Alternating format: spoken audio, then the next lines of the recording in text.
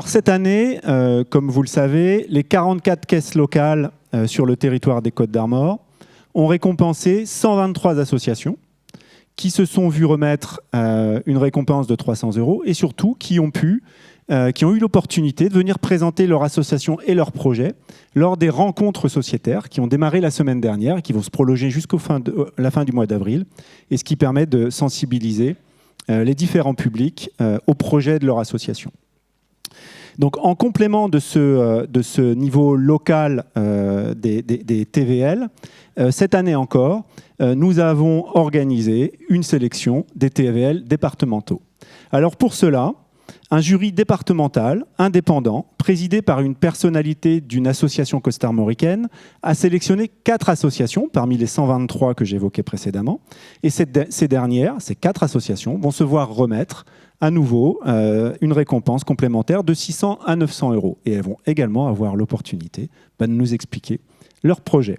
Donc nous avons donc 4 prix à remettre ce soir. Un prix coup de cœur de la présidente du jury, et 3 prix des sociétaires sélectionnés par les sociétaires eux-mêmes qui ont choisi le podium de ces associations après le vote du jury.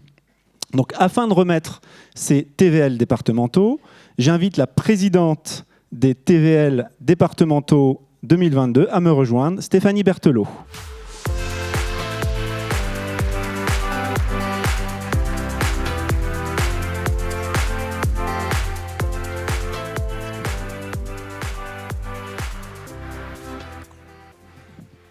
Bonsoir.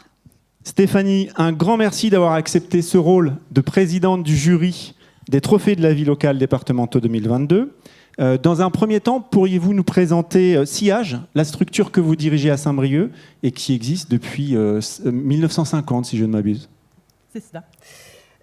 Mesdames et messieurs, bonsoir. Donc, je tiens tout d'abord à remercier le Crédit Agricole d'avoir pensé à l'association Sillage pour présider les Trophées de la vie locale 2022.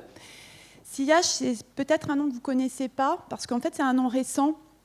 Il est issu de la fusion de 3 associations briochines qui étaient l'Igloo, le Marronnier et puis le Clage. Donc, notre activité, c'est depuis effectivement les années 50 de faciliter la mobilité des jeunes à travers le logement. Donc, je vous ai mis quelques chiffres clés de l'année 2021. Donc, Sillage, c'est 15 bénévoles administrateurs, 34 salariés. Nous avons une implantation départementale qui va de Paimpol en passant par Lamballe, Loudéac, Plérin, et puis bien sûr une implantation historique sur Saint-Brieuc avec 3 sites.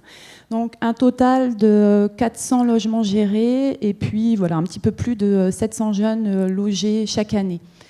Donc une activité principale autour du logement, mais également un restaurant associatif qui accueille principalement une clientèle de salariés d'entreprise et puis un petit peu de location de salle. Voilà, merci. Donc, Sillage, en fait, propose une réponse multiforme au logement des jeunes. C'est-à-dire qu'on a un service d'information et d'orientation vers le logement, parce qu'on n'a pas vocation à loger tout le monde, mais par contre, on peut informer tout le monde. On propose des formules souples de logement à la semaine, au mois. De toute façon, c'est du logement temporaire. Les jeunes ne doivent pas rester plus de 2 ans chez nous. Avec une proposition aussi de logement avec des tailles très diverses. En fait, ça va de la chambre, généralement jusqu'au T3, T4 rarement, ça dépend un peu de la manière dont on est sollicité. Et en fait, on travaille aussi beaucoup en partenariat avec tous les acteurs locaux pour faire... Pardon, je ne tiens pas bien mon micro. Pour faire effectivement de l'orientation, de la mise en réseau. Je vous ai mis une petite infographie parce que, voilà, pour vous dire qu'en fait, donc on travaille principalement à partir de résidences habitat jeunes.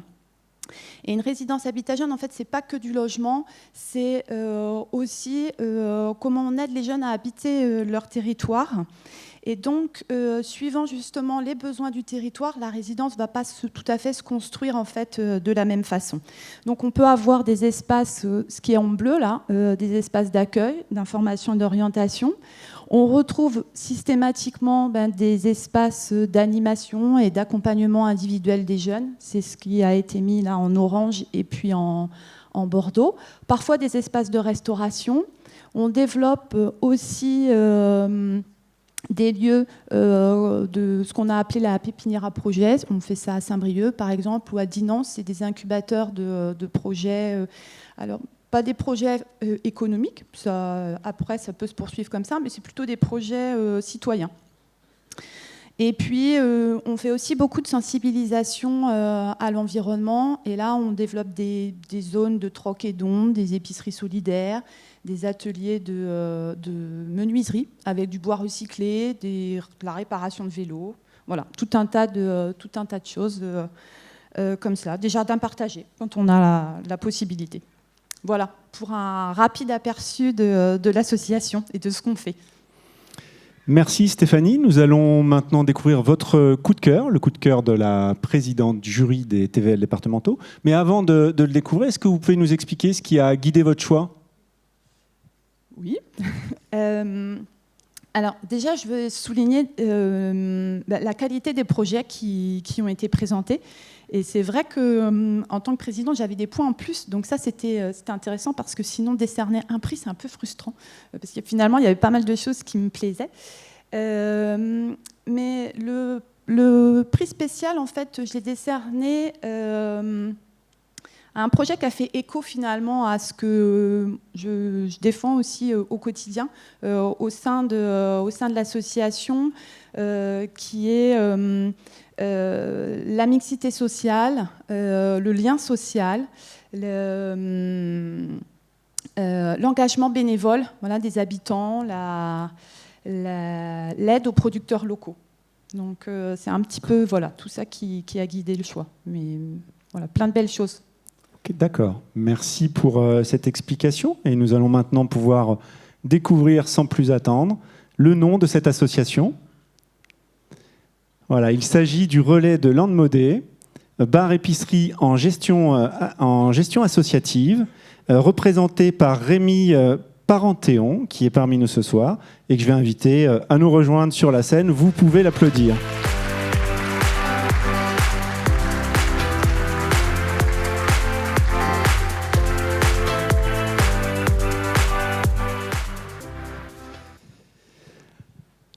Merci Rémi, vous êtes coprésident de l'association ?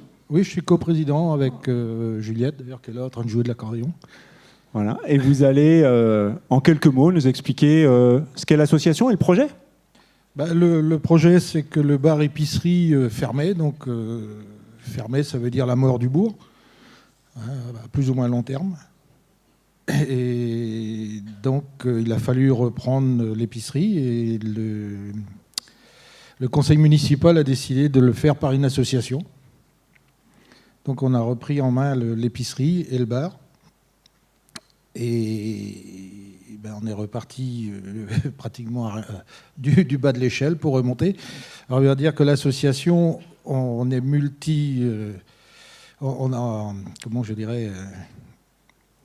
multigénérationnel et multiprofessionnel d'ailleurs, parce qu'on n'a aucun d'entre nous la même profession.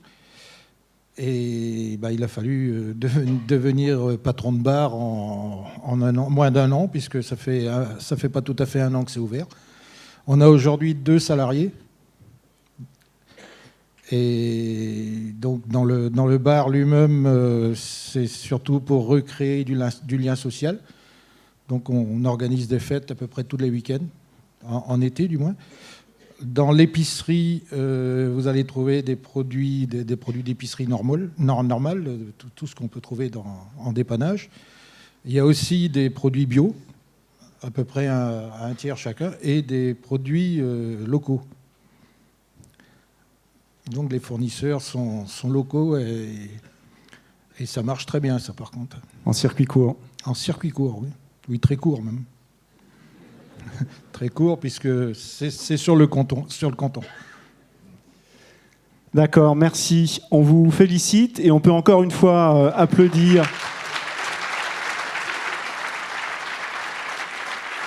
l'association et nous allons, merci Gwénoline, vous remettre ce prix Merci. TVL départementaux 2022. Bravo, le prix du jury. Félicitations. Donc vous allez rester avec nous. Et puis maintenant, je vais vous laisser vous installer ici. Et nous allons maintenant passer aux 3 prix des sociétaires. Et oui, c'est une nouveauté cette année. Hein. Le jury avait sélectionné 3 associations lauréates parmi les 123. Et les sociétaires, au moment de réaliser leur vote en ligne, lors des assemblées générales des caisses locales, ont pu choisir donc l'ordre de leur choix. Et donc, c'est ce que nous allons vous présenter maintenant. Donc nous allons pouvoir présenter ces 3 lauréats qui vont s'afficher maintenant. Voilà, donc vous découvrez les 3 associations lauréates des TVL qui sont les Petits Héros de la Vallée de la Rance à Dinan, Terawatt à Guingamp et la Maison Escargot à Lamballe. Donc je vais inviter les 3 associations, les représentants des 3 associations, à me rejoindre également sur la scène. Vous pouvez les applaudir.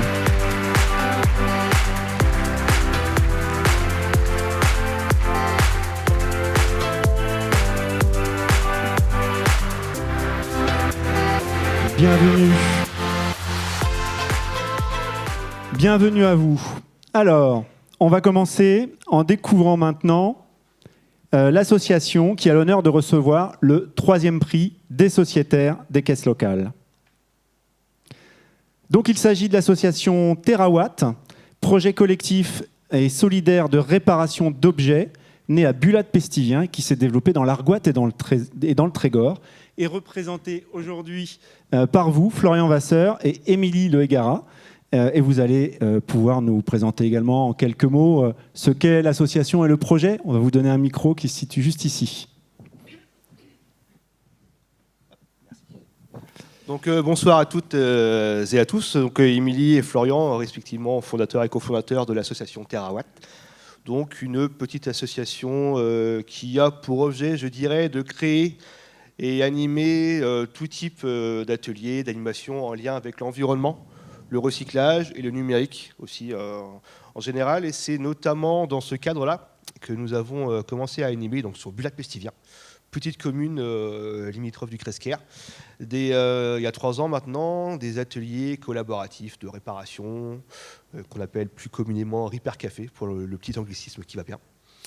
Et donc pour expliquer très brièvement, c'est un endroit où chacun peut venir avec sa bouilloire qui ne bouille plus, son ordinateur qui bug, son vélo qui déraille, son pantalon qui est troué, j'en passe et des meilleurs.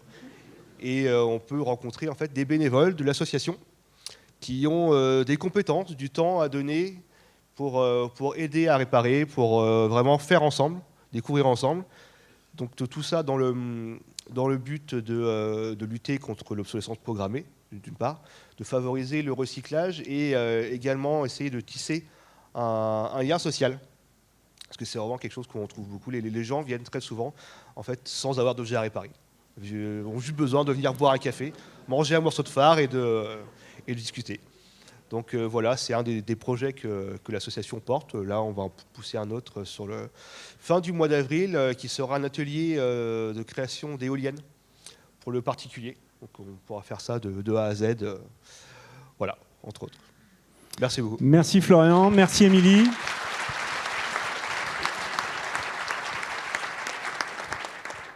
Bravo pour ce trophée et pour tout ce que vous faites au sein de l'association. Découvrons maintenant le 2e prix des sociétaires. Il s'agit de l'association Les Petits Héros de la Vallée de la Rance, représentée aujourd'hui par Thomas Legrand.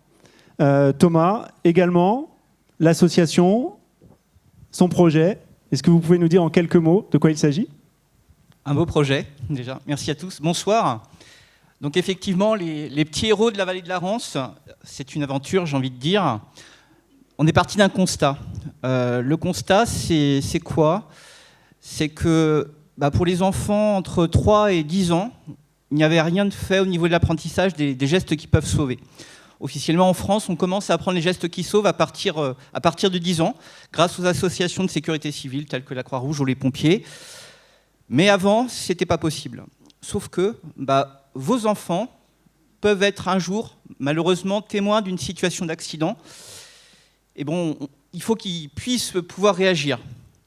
Et j'ai fait une rencontre, Hichem Gwendes, qui est à l'origine de la création des petits héros, que j'ai rencontré. J'ai trouvé son projet super. J'ai dit, écoute, Hichem, je te rejoins. Il me dit, pas de problème. Il me dit, par contre, c'est à Vitré.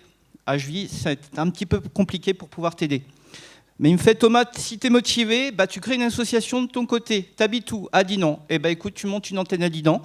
Et donc, on s'est affilié à cette association des petits héros. Et donc, qu'est-ce qu'on va faire? Eh ben, on va former des enfants en extrascolaire. On va monter des écoles éphémères de petits héros sur 6 samedis consécutifs pour des enfants âgés entre 3 et 10 ans. Donc, par tranche d'âge, bien entendu. On ne va pas demander à votre enfant de 3 ans de faire un massage cardiaque. Pas encore. Mais par contre, reconnaître une situation normale d'une situation anormale ou vers lequel il pourra éventuellement prévenir un adulte. Et puis au fur et à mesure, à partir de 6 ans, on va commencer à leur montrer certains gestes. Et puis commencer à apprendre à prévenir les secours. Et puis à partir de 9 ans, 10 ans, et ben là on va reprendre le tout. Et puis on ira peut-être même jusqu'au massage cardiaque. Ça c'est pour notre projet extrascolaire. Mais bien entendu, on a une belle surprise, c'est que les écoles ont entendu parler de nous et puis nous demandent. Donc on fait aussi de la formation dans les écoles. Et voilà, c'est depuis maintenant 2 ans, c'est plus d'une centaine d'enfants formés dans les écoles. Voilà, c'est 3 écoles aussi extrascolaires de petits héros. C'est des initiations aussi auprès des associations sportives, des comités d'entreprise, voilà, aux gestes qui peuvent sauver. J'insiste bien sur le qui peuvent. Pourquoi? Parce qu'on ne veut pas mettre vos enfants devant une situation de réussite. Et puis des projets à l'appel, bien entendu, peut-être un futur rallye des petits héros à Dinan. Voilà, ce sont nos futurs projets. Et encore merci à vous pour nous avoir sélectionnés. Merci, bravo Thomas.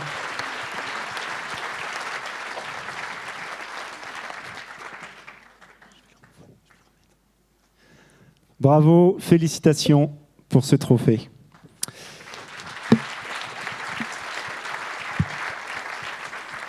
Donc normalement, si votre esprit de déduction est affûté, même si on est en fin de journée, vous commencez à deviner le premier prix des sociétaires. On va le découvrir ici.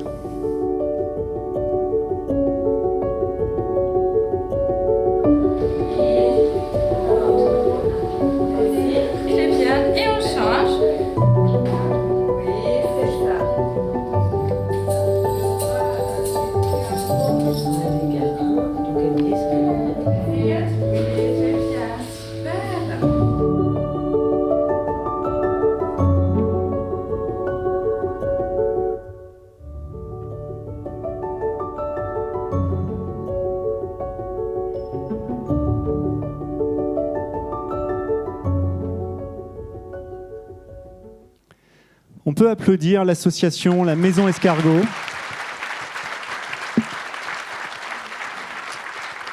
Un établissement d'accueil pour enfants handicapés moteurs, représenté ce jour par Carole Bourdet-Savé, directrice du centre, et qui va également nous expliquer le projet. Bonsoir, je m'appelle Carole Bourdet-Savé. Avant d'être directrice, je suis maman de 3 enfants, dont 2 en situation de handicap. Alors, il n'y a pas beaucoup de solutions qui s'offrent à vous quand il vous arrive un tsunami comme ça sur la tête. Soit on se forge, ou soit on s'abat. Je me suis abattue et je me suis forgée, parce que j'aime bien faire les deux. Et donc, j'ai fait le tour du monde avec mes enfants pour trouver des solutions. Non pas qu'il n'y en avait pas en France, mais je voulais trouver des solutions pour les aider à aller vers l'autonomie, et non pas les conforter dans leur handicap. Je pensais qu'ils étaient capables d'eux. Je ne regrette pas. Et depuis à peu près pendant 13 ans, j'ai fait le tour du monde avec les enfants pour trouver des solutions. Et au bout d'un moment, un petit peu fatiguée, j'ai tout ramené dans un shaker, j'ai bien remué et j'ai ouvert la maison Escargot à Plédéliac. Bon, ça a été un peu plus compliqué que ce que je vous raconte, mais en fait, c'est ça. Donc depuis 2015, ce sont 100 enfants qui ont été accueillis à la maison Escargot. La maison Escargot est ouverte du lundi au vendredi. Elle fonctionne comme une école. Et on y travaille le cognitif, le physique, l'intellectuel, le plaisir d'être ensemble, de jouer, comme vous avez pu voir aussi, parce qu'on a du mal à croire que des enfants non-verbaux puissent jouer au Uno. Moi, j'étais la première surprise et c'était un des plus beaux cadeaux qu'on ait pu me faire. Donc voilà, tout ce que je voulais vous dire. Je ne suis pas peu fière non plus. Il y a 6 écoles comme la mienne en France. Et depuis 3 ans, après avoir martelé un petit peu, j'ai réussi à obtenir un partenariat avec l'ARS Bretagne, expérimental. Eh oui, même à 50 ans, on se fait toujours expérimenter.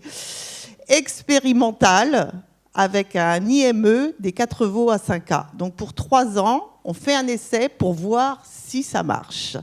Donc voilà, donc je suis pas un peu fière de ça parce que je suis partie de rien, j'étais pas faite pour ça. Et puis ben voilà ce qui arrive. Et voilà, et c'est avec ce genre de soirée, ce genre de récompense, je peux vous jurer qu'on avance. Et ça vous donne du baume au cœur et cette essence même qu'il faut pour remonter chaque jour, parce que c'est difficile tous les jours, même si je garde le sourire, c'est assez difficile quand même à vivre. Voilà, merci beaucoup. Merci Carole, merci à vous, bravo.